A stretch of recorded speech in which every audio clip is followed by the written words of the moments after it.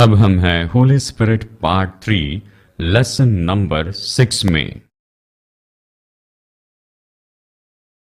और हम पवित्र आत्मा के वरदान के बारे में अपने अध्ययन को आगे देख रहे हैं। और ये तो अलौकिक ऊर्जा प्राप्त करना है।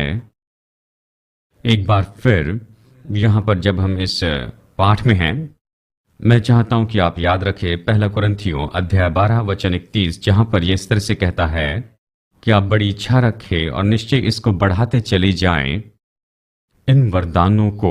यानी आप इस बात को जानते हैं, इन वरदानों के प्रकटीकरण में हमें एक भूमिका निभानी है।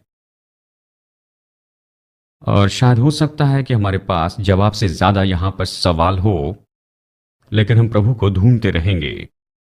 ठीक है, यहां पर इस सेशन में हम देखेंगे कि बाइबल इस वरदान के बारे में क्या कहती है, आश्चर्यकर्म के वरदान के बारे में क्या कहती है, आश्चर्यकर्म के काम करने के वरदान।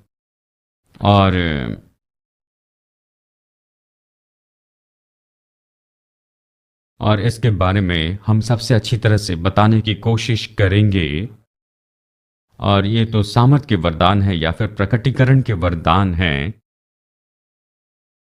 हम इसकी परिभाषा इस तरह से करेंगे, महान होने का मानो विस्फोट होना। महानता का ये मानो एक विस्फोट है। और ये तो अलौकिक हस्तक्षेप है इस प्रकृति के क्षेत्र में।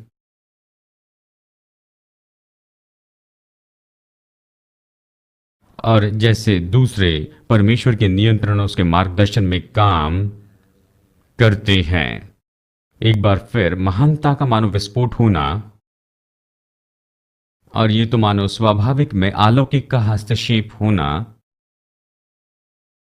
जो प्रभु के नियंत्रण में होता है।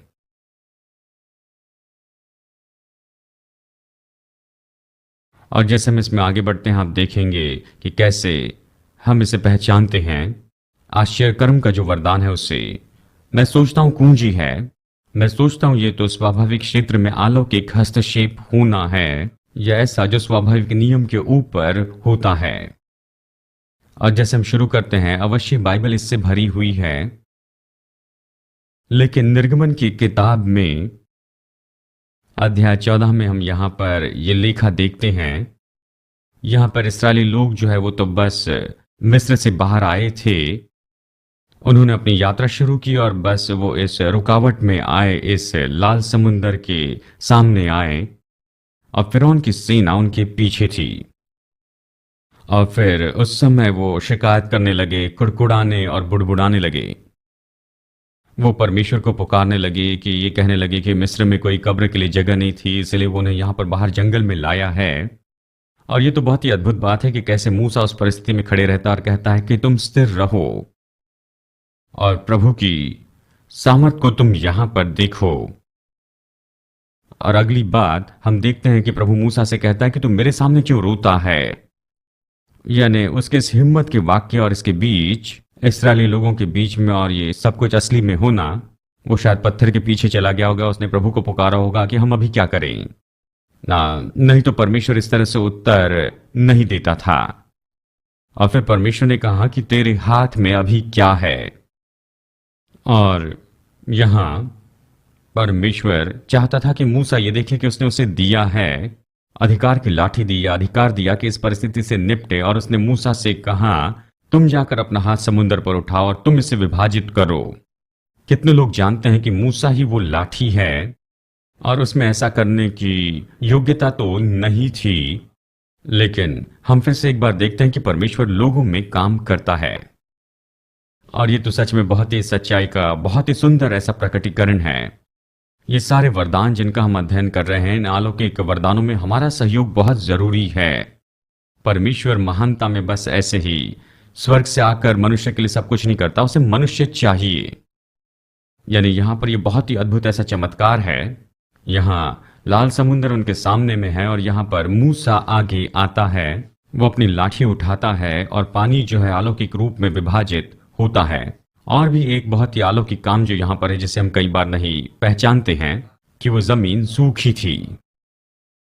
देखिए, यदि आप और मैं कभी इस तरह की परिस्थिति में होते हम देखते हैं कि पानी वहां पर है, पानी हटा दिया गया, लेकिन फिर भी जमीन के ऊपर कीचड़ पड़ा होता है।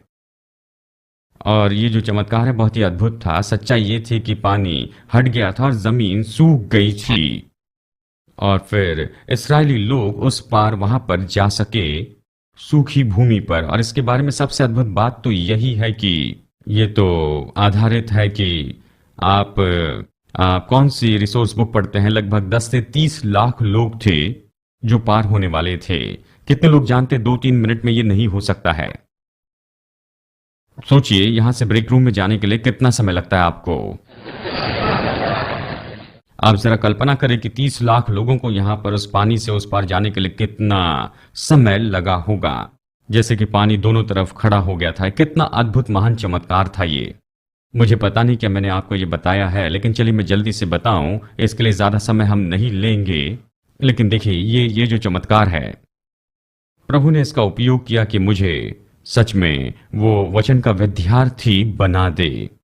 और ये तो तब की बात है जब मैंने पवित्र आत्मा का बपतिस्मा नहीं पाया था। मैं प्रभु की बातों के लिए बहुत ही उत्साहित था, प्रभु के लिए जिज्ञासा से भरा, और मैं कलीसिया में जाने लगा था। हर एक चीज के लिए खुद को देता गया।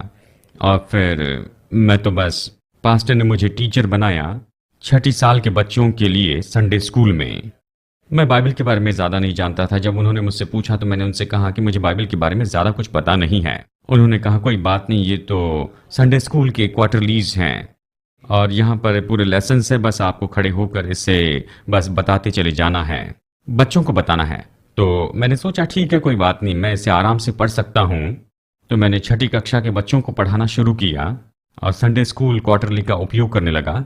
और ये सब ठीक चलता रहा जब तक 1 क्वार्टर में स्टडी निर्गमन की किताब पर ही थी और मैं अपने लेसन पढ़ रहा था ताकि रविवार के लिए तैयारी कर लूं।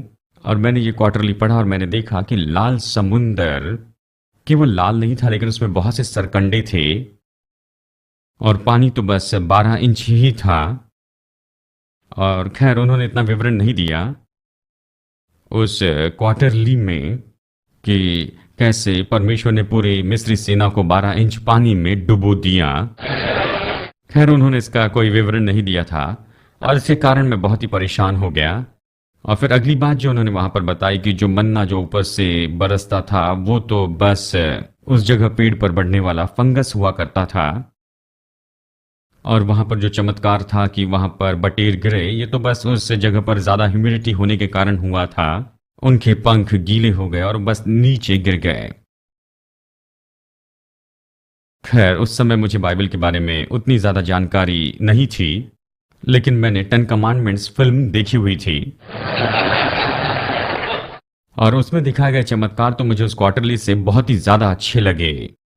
और फिर यहाँ पर एक ही बात मैंने यहाँ पर जानी कि मेरे मन में बात आई कि मुझे यहाँ पर बाइबल तो अब जरूर पढ़नी ही होगी। मैंने पाया कि क्वार्टरली और फिल्म दोनों की दोनों गलत ही हैं। बाइबल तो उससे बहुत ही ज्यादा रोमांचित करने वाली है और इससे मैं वचन यहाँ पर ढूंढने लगा, ये देखने लगा कि बाइबल क्या कहती है इन घटनाओं के बारे में। तो हर समय मैं जब भी मैं लाल समुद्र के बारे में बातें करता हूँ तो मेरा मन बस उसी बात की ओर जाता है। आपने सुना होगा एक छोटा लड़का संडे स्कूल में गया था, घर में आया, माँ ने पूछा संडे स्कूल में तुमने क्या सीखा, तो उसने कहा यहाँ पर ये जो यहूदी लोगों का जो समूह था वो अपने शत्रु से बचकर जैसे तैसे निकले और यहाँ पर पानी के सामने पहुंचे। उन्होंने इंजीनियर को बुलाया और सोचा कि कैसे इस पर एक अच्छा ब्रिज बनाए और उस पर काम करने लग गए और ब्रिज बनाया और लाल समुंदर पार कर लिया। और माँ ने कहा जॉनी मुझे नहीं लगता कि तुम्हें संडे स्कूल में ये सिखाया गया है। नहीं, जो उन्होंने बताया अगर बताऊं तो विश्वास नहीं करोगी। यानी यहां पर चमत्कार का यह वरदान है, लेकिन यह स्वाभाविक नहीं है कि पानी बढ़ जाए। कितने लोग इस बात को जानते हैं? ये तो परमेश्वर का अलौकिक ऐसा काम है और ये तो अलौकिक हस्तक्षेप है यहाँ इस पृथ्वी में। और फिर अगला जो बताया गया वो है यहोशू अध्याय 6 में। और अवश्य ये तब की बात है जब मूसा मर गया था और यहोशू अगवा बन गया था। उन्होंने वहां पर प्रतिज्ञा के देश में प्रवेश किया और बड़ी शहरपनाह वाले शहर के पास आए, यरीहो। और वो तो शत्रु के हाथ में ही था। और फिर परमेश्वर ने यहोशू से बातें की और कहा ये तो मुख्य कुंजी है कि ये एक और तरह की शिक्षा है, लेकिन ये देखना बहुत ही दिलचस्प है। प्रभु ने कहा, देखो यहोशू, मैंने तुम्हें ये शहर दे दिया है। स्वाभाविक में कितने लोग जानते हैं कि जब नगर को देख रहा था तो वो उसका नहीं था, शत्रु अभी भी उसमें थे। और अगली बात हम देखते हैं कि जो वहां पर हुई, एक बार फिर प्रभु मनुष्य का उपयोग करता, वो यहोशू से बातें करता और उसे पूरी योजना बताता है। और ये उस शहर को लेने के लिए सामान्य योजना नहीं थी। उसने कहा कि मैं चाहता हूं कि तुम इसके चक्कर काटो, इतने चक्कर काटना और अंत में फिर तुरही फूंक कर तुम जोर से जय जयकार करना। खैर देखिए, एक बार फिर बहुत से शहरों को चक्कर काटने से जीता नहीं गया था। और यहां पर इस निर्देश में एक और बहुत ही दिलचस्प बात थी कि उसने कहा चक्कर काटते समय एक दूसरे से बात नहीं करना। कितने लोग सोचते हैं ये बहुत महत्वपूर्ण है। और यदि वो चक्कर काटते हुए एक दूसरे से बातें करते तो निश्चय ही आप सुन सकते थे कि क्या कह रहे हैं। किसने सुना है कि इस तरह से इस नगर को जीता जा सकता है? आज तक मैंने यही सबसे बड़ी मूर्खता देखी है।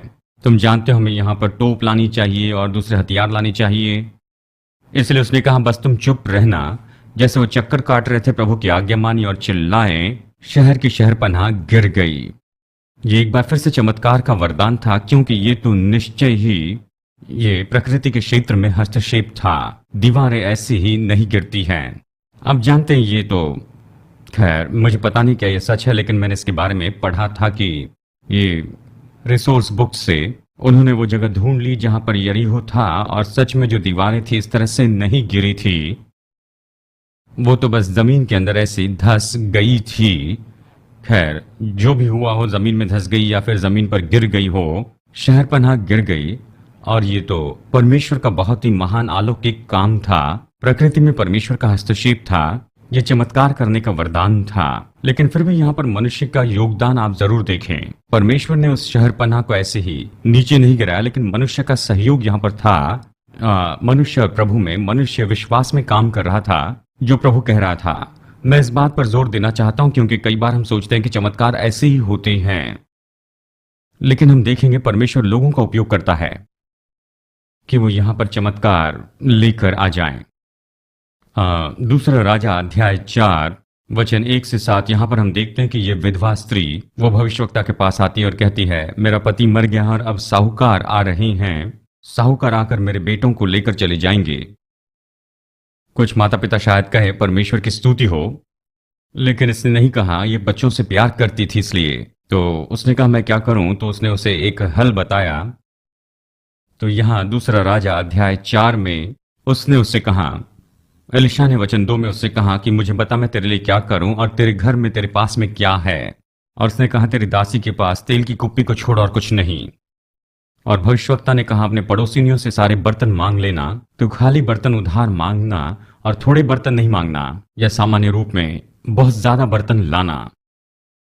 और जब तो घर के भीतर आए तो अपने बेटों के साथ में दरवाजा बंद कर लेना और उंडेलना, और जो बर्तन भर जाए उन बर्तनों को तो अलग रख देना। तो वो घर के भीतर गई, अपने बेटों को अंदर रख के उसने दरवाजा बंद किया और वो उंडेलने लगी। और ऐसा हुआ कि जब बर्तन भरने लगे तो उसने अपने बेटे से कहा, मुझे एक और बर्तन दे। तब उसने कहा, अब कोई बर्तन बाकी नहीं रहा। तब तेल बहना बंद हो गया और उसने कहा, तेल बेचकर अपना कर्ज चुकाना।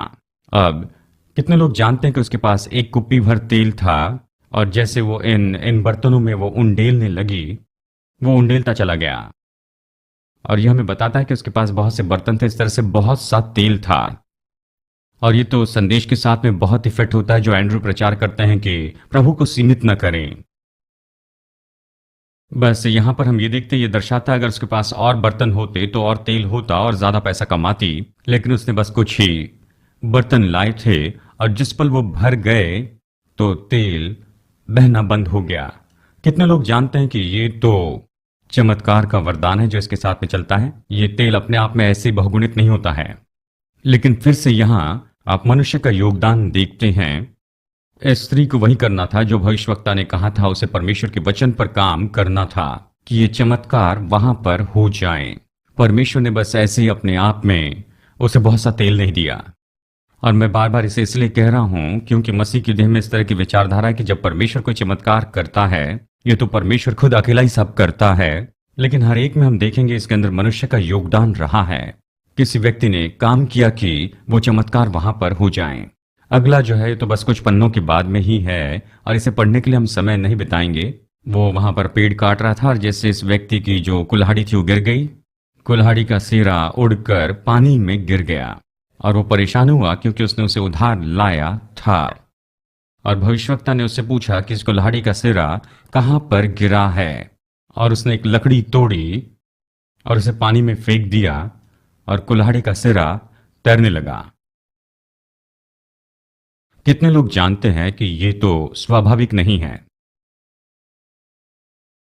स्वाभाविक है कि कुल्हाड़ी का सिरा तो बस डूब जाता है, लेकिन ये तो तैरा। ये तो चमत्कार का वरदान है। और हम जानते हैं, कई बार मैं वचनों में जाता हूं और जब इस तरह की बातों को मैं पढ़ता हूं, दोस्तों, हम कब जाकर ये सब देखेंगे? चमत्कार तो तब होंगे जब भी उनकी जरूरत हो। जरूरी नहीं कि जीवन और मृत्यु की परिस्थिति में ही हो। लेकिन यहां पर फिर से इस व्यक्ति का काम यहां पर जरूर होना था कि प्रभु के साथ काम करे कि यहां पर यह चमत्कार इस समय हो जाए।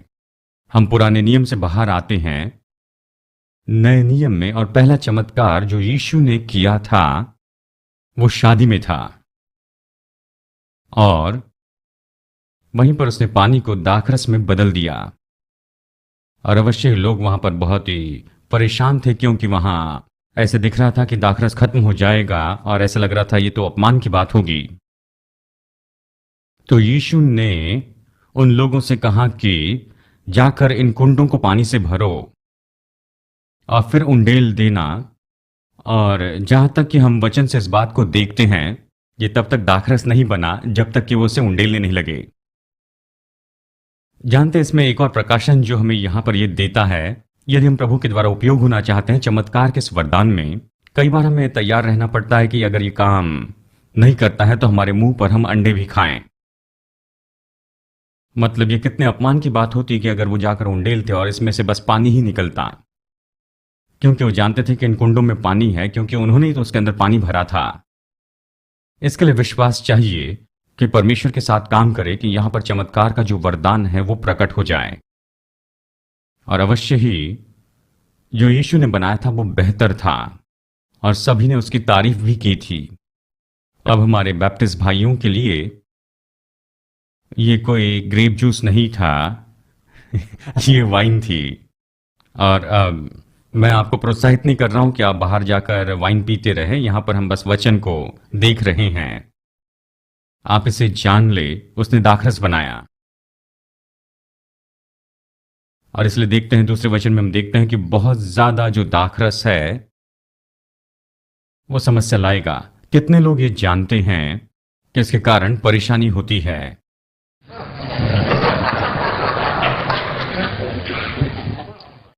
यूहन्ना अध्याय 6। यूहन्ना अध्याय 6 और ये एक और वचन है चमत्कार के वरदान के बारे में। चलिए इसे यहां पर पढ़ते हैं।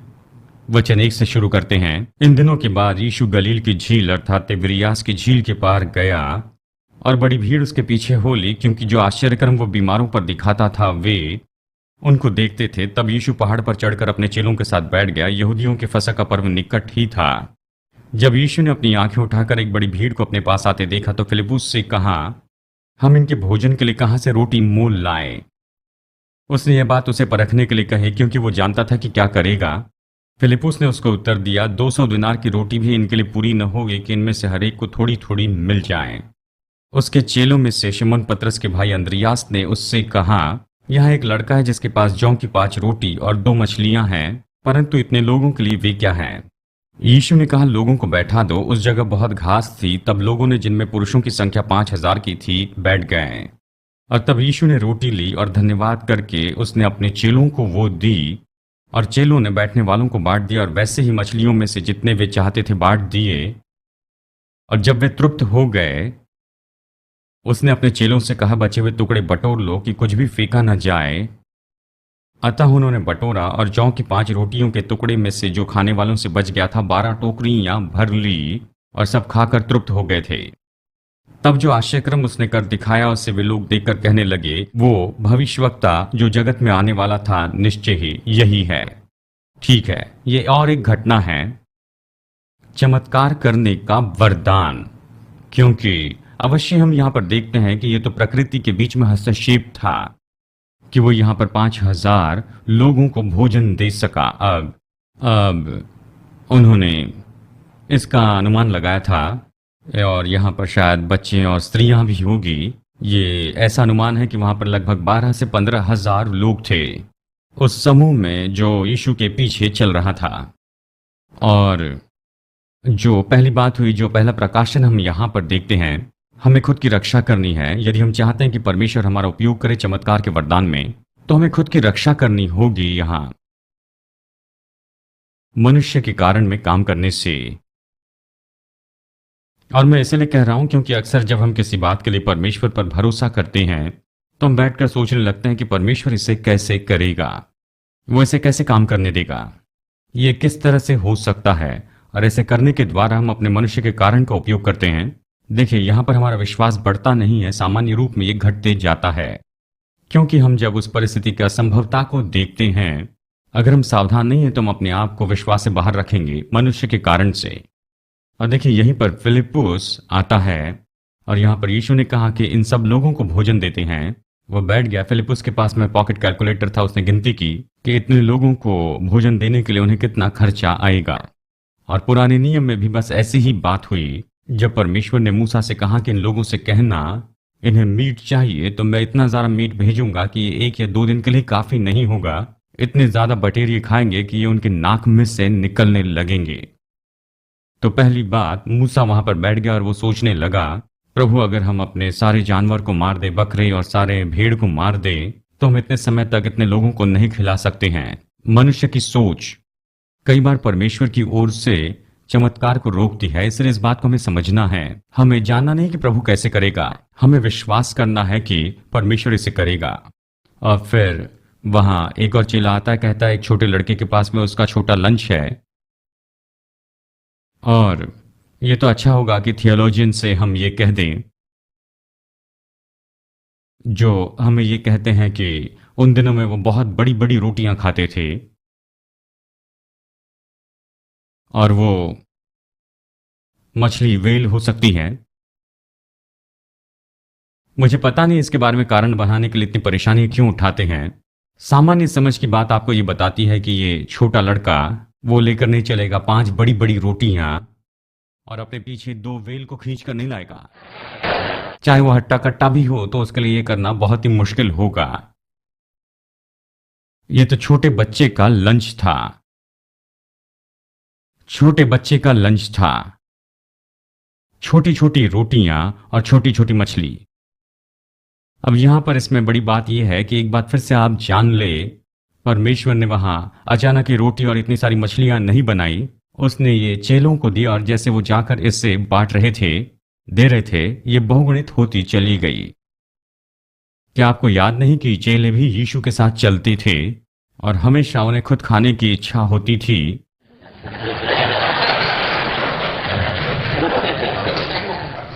मुझे आपके बारे में कुछ नहीं, अगर मैं रोटी को तोड़ूं और छोटी सी रोटी को इस तरह से देखूं कि ये जो है मेरे लिए काफी नहीं है। देखिए, ये तो प्रकृति के काम में यहां पर हस्तक्षेप था। रोटी और मछली अपने आप बहुगुणित नहीं होती। लेकिन फिर से देखिए यहां पर कैसे लोग इसमें जुड़े हुए थे। ये फिर से मैं कहूं कि ये पूरी तरह परमेश्वर का ही काम नहीं था। हर एक चमत्कार जो हम यहां पर देख रहे हैं, इसमें लोग जुड़े हुए थे। आप कहेंगे आपने पहले बताया है, मैं बहुत बार बताऊंगा क्योंकि समझना है, हमें इसे अपने दिमाग में उतारना है कि जब हम चमत्कार की अपेक्षा करते हैं हमें कुछ करना है या और कोई उसमें जुड़ना जरूरी है। फिर जो अगला वो ये है, ये घटना जहां पर यीशु चलते हुए चेलों के पास में आता है, तूफान के बीच में भी वो पानी पर चल रहा था। कितने लोग जानते हैं कि प्रकृति में हस्तक्षेप था, पानी पर चलना तो असंभव होता है जब तक बर्फ न जमी हो।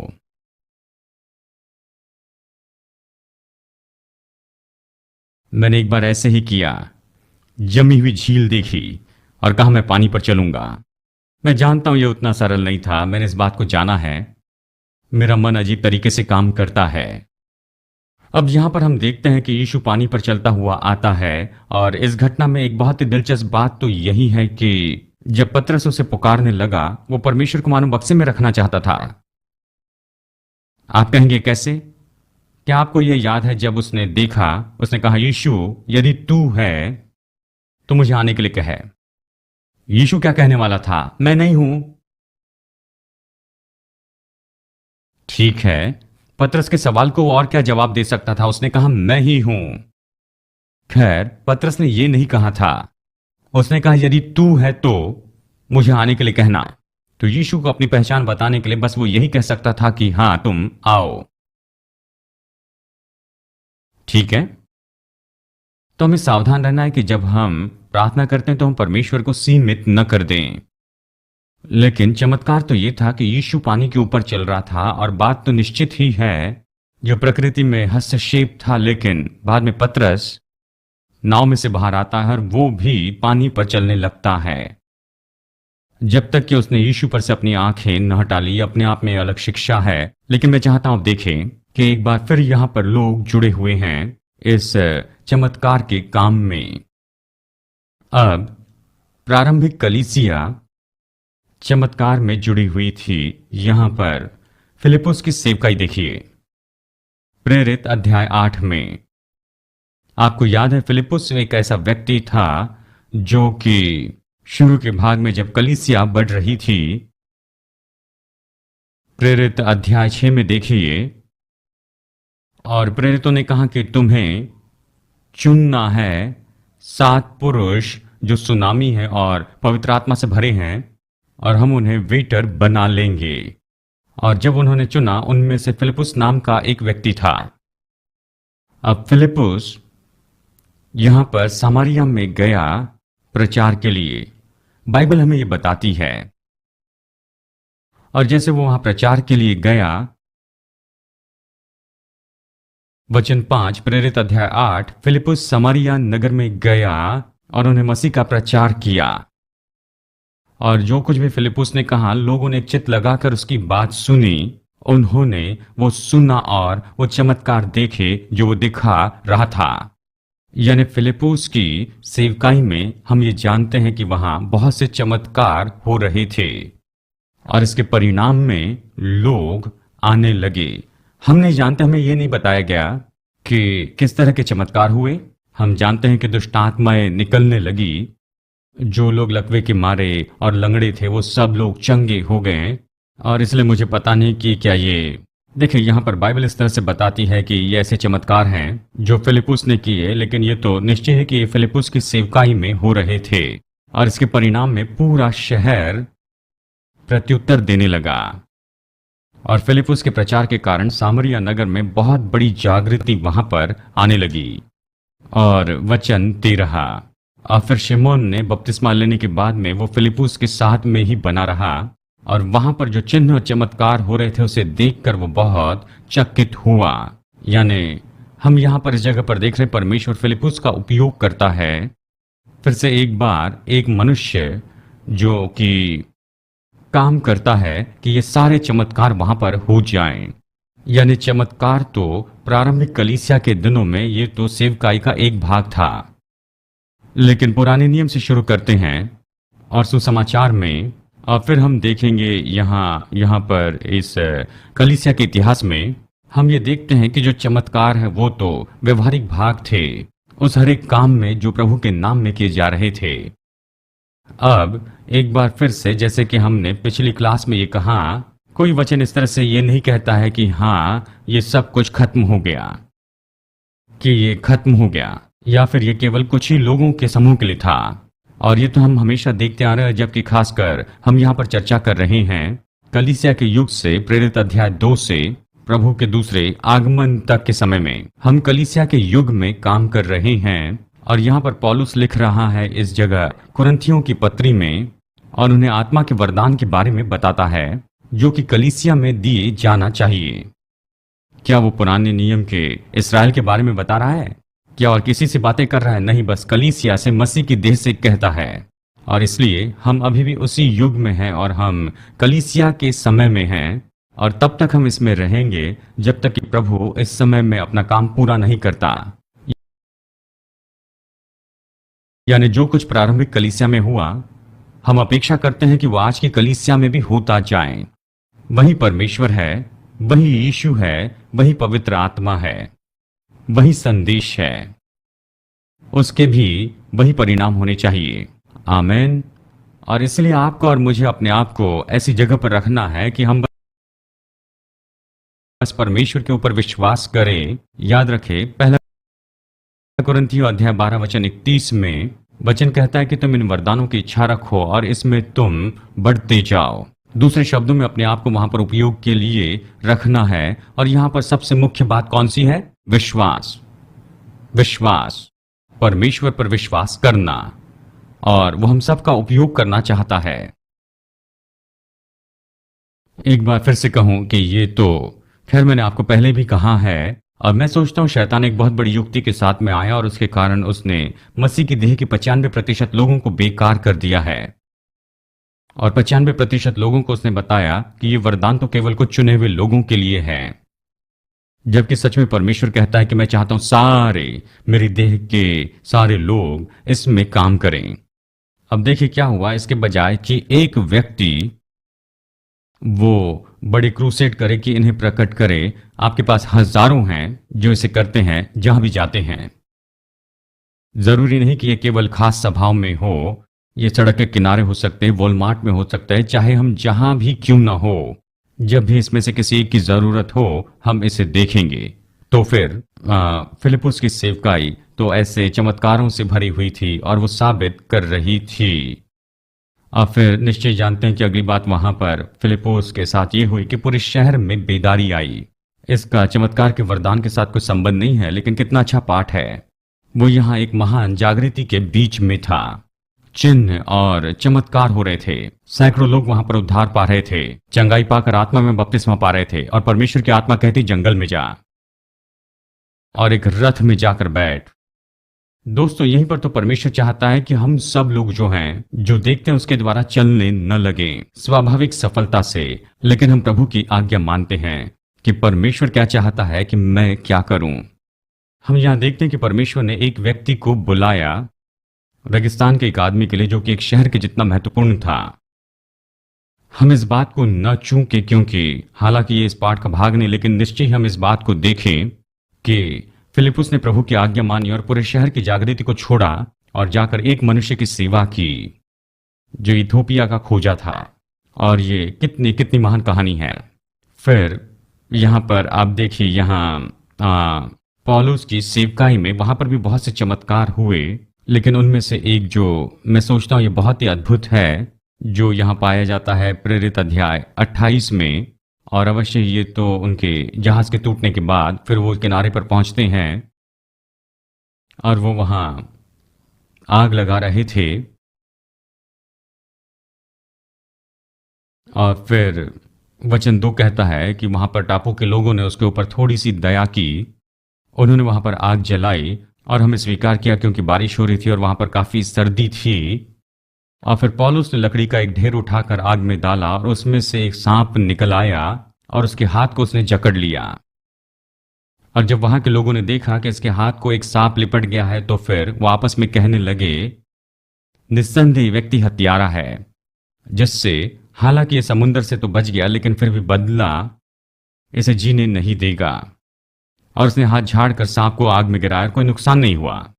जब उन्होंने देखा कि ये तो सूझ कर मर जाना चाहिए था, लेकिन ऐसा नहीं हुआ, और फिर उन्होंने देखा कि इसका कोई नुकसान नहीं हुआ है, वो उसके पास आए, अपना मन बदल कर वो कहने लगे कि ये परमेश्वर है। यह अद्भुत है, चमत्कार क्या करता है। अब तो वो बदल जाता है, एक हत्यारे से परमेश्वर बनता है। यानी यहां पर कितने लोग ये जानते हैं कि ये चमत्कार करने का वरदान है, क्योंकि यदि जहरीला सांप काटता है और उपचार न करे तो आप तो निश्चय मर जाएंगे। लेकिन पौलुस ने क्या किया, हाथ झाड़ दिया और उसका कोई बुरा परिणाम नहीं हुआ। और ये तो स्वाभाविक क्षेत्र में अलौकिक का हस्तक्षेप था। उस विष ने वो नहीं किया जो सामान्य रूप में विष करता है, और ये इसलिए क्योंकि परमेश्वर ने हस्तक्षेप किया यहाँ पर चमत्कार के वरदान के द्वारा। और फिर आप आगे पढ़ सकते हैं। और अवश्य ही एक और समय जहां पर पौलुस की सेवकाई में ये कहता है कि वो सेवकाई कर रहा था और अभिषेक इतना था कि उन्होंने उसके अंगोछे को लिया और लोग उसे लेकर गए, और जब भी वो किसी पर बीमार पर रखा जाता तो वो चंगे हो जाते थे। ये भी चमत्कार करने का वरदान है।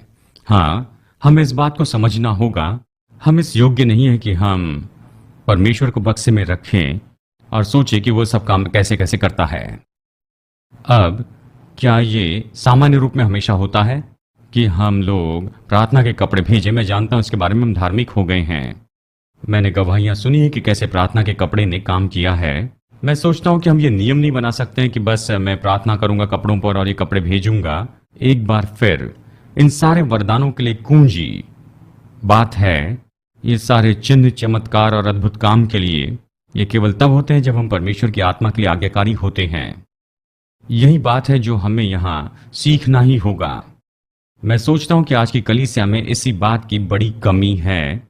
ये तो बस इसीलिए कि हम बुद्धिमानी से कुछ पढ़ते हैं और इसे तुरंत अपने आप में पकड़ लेते हैं और सोचते हैं कि हम इसका डुप्लीकेट करेंगे।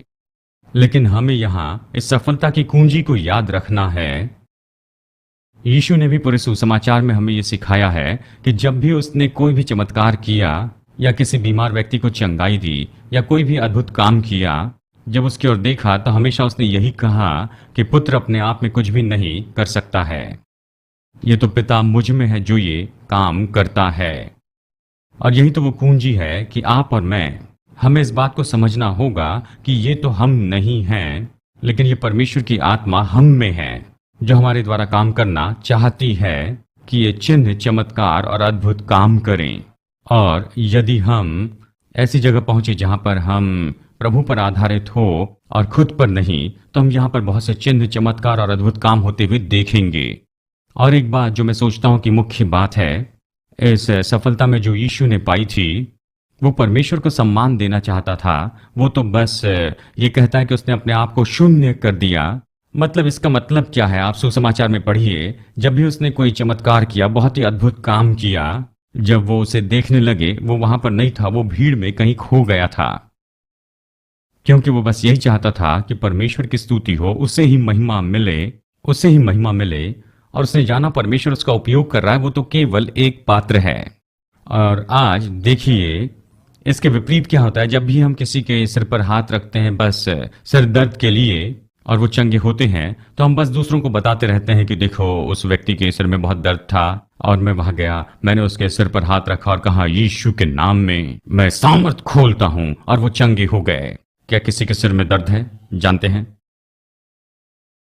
ये तो ऐसा दिखता है कि जैसे कि मानो हम इसके लिए सम्मान लेना चाहते हैं, लेकिन जबकि सच्ची बात तो ये है कि सारी स्तुति, सारी महिमा वहां पर परमेश्वर को दी जानी चाहिए जो इसे नियुक्त करता है, और वो हमें अधिकार देता है कि हम इसे करें।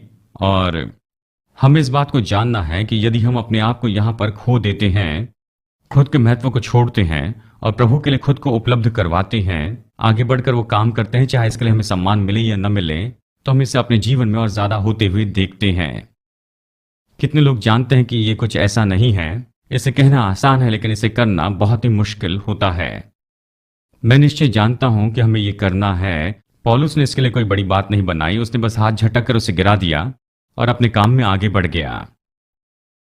मैं एक बार फिर कहूं, हम सबके लिए बहुत ही मुश्किल होगा कि जहरीले सांप को झटक कर गिरा दे और फिर ये कहे ओ तुमने इसे देखा मैं प्रभु का सामर्थी जन हूं और देखो सामर्थ है, सारे सांप लाओ। नहीं, हमें ऐसी जगह पर पहुंचना है जहां पर हम ये देखें कि परमेश्वर को ही सारा सम्मान मिलना चाहिए। अब जैसे हम इसे देख रहे थे और हम इस लेसन के अंत में आ चुके हैं, मैंने इस बात को यहाँ पर इसे जोड़ दिया है।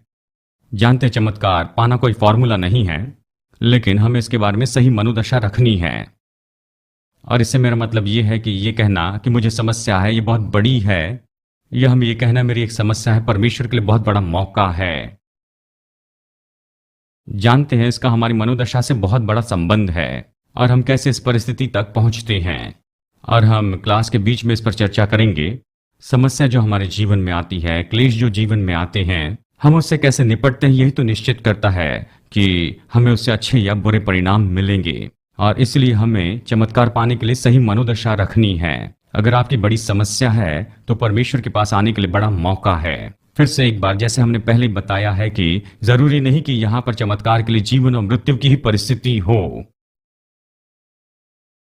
उस शादी में अगर दाखरस की कमी होती तो वहां पर अपमान होता, कोई मरने वाला नहीं था, लेकिन यीशु उनकी सेवा करके उन्हें आशीष देना चाहता था। और हमारे लिए उसके पास बिल्कुल ऐसा ही दिल है। चमत्कार के लिए जरूरी नहीं कि वहां पर जीवन और मृत्यु की परिस्थिति हो आपके जीवन में। फिर अपनी परिस्थिति में आप यीशु को न्योता दे। उन्होंने बस यही किया उस शादी के समय में। उन्होंने कहा, यीशु, इस परिस्थिति के बारे में तू क्या करना चाहता है? और इस मनोदशा के साथ में कि हम यहां सेवा करवाने नहीं, सेवा करने आए हैं। क्या यह अद्भुत नहीं कि यीशु ने इसे कितनी बार तो भी सिखाया, लेकिन मसीह की देह इसे अब तक नहीं समझी है। उसने कहा, मैं सेवा करवाने नहीं आया, लेकिन सेवा करने के लिए आया हूं। और अगर तुम्हें परमेश्वर के राज्य में बड़ा होना है तो सोचो क्या करना होगा। सबके सेवक हो जाएं। और देखिए, यह मनोदशा हो कि यीशु को अपनी परिस्थिति में न्योता दे। और फिर मैंने वहां पर रखा, जल्दबाजी न करें। दूसरे शब्दों में, एक बार फिर से हमें सुनने योग्य होना है कि परमेश्वर का आत्मा क्या कहता है। और मैं क्लासेस के बीच में बता रहा था, आप जानते हैं, देखिए, ये मेरी सबसे ज्यादा प्रार्थना है। जब मैं लोगों की सेवकाई करता हूं, मैं कहता हूं, प्रभु, मुझे तेरी बुद्धि चाहिए कि कैसे सेवा करूं। देखिए, ये बहुत ही आसान है कि बस एक रूटीन में फंस जाएं। यह आसान है कि इसे करने के लिए बस एक ही तरीका अपनाएं लोगों की सेवकाई के लिए। मतलब कितनी बार ऐसा होता है जब लोगों के लिए प्रार्थना करते हैं, उन्हें लाइन में रखते हैं, हाथ रखते हैं, कहते हैं यीशु के नाम में डा डा डा डा डा। और देखिए, ये अद्भुत है कि हमेशा यीशु के पास में वचन था कि परमेश्वर ने बताया था कि इसे कैसे करें। तो एक बार उसने वहां पर थूका। ओ, ये अद्भुत है। आप इन दिनों में नहीं देखते कि बहुत से लोगों की थूकने की सेवकाई है। वो ये करना नहीं चाहते हैं और ये बुद्धिमानी है। लेकिन बात तो ये है कि अगर प्रभु थूकने के लिए कहा तो थूकना होगा। लेकिन जब आप थूकते हैं तो प्रभु से वचन पाले या सामने वाले व्यक्ति से बड़े हो, दोनों में से एक लेकिन परमेश्वर से वचन पाए कि उसकी सेवकाई कैसे करे। क्या तू चाहता है कि मैं उस पर हाथ रखूं या उसे वचन बताऊं या फिर दुष्टात्मा निकालूं? तू कैसे चाहता है कि मैं इस व्यक्ति की किस तरह सेवकाई करूं? और पवित्र आत्मा को काम करने दे। और ये प्रैक्टिस से आता है। कई बार 1 घंटा भी समय नहीं होता है कि आप दूसरे लोगों के लिए प्रार्थना करने के लिए खुद को तैयार करें। हमें तो बस आत्मा के लिए सचेत होना है। और ये सब कुछ क्यों करना है?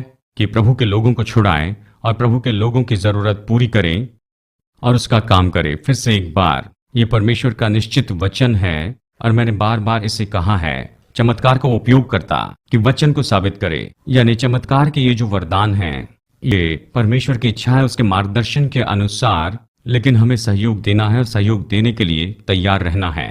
और जो भी वो कहे हमें करना है, चाहे वो कितना भी अजीब क्यों न दिखे, चाहे कितना भी अजीब क्यों न लगे। यहीं पर मनुष्य की सोच बीच में आती है और हम बहुत से चमत्कार को चूक जाते हैं, क्योंकि स्वाभाविक में से करने के लिए कोई अर्थ नहीं होता है।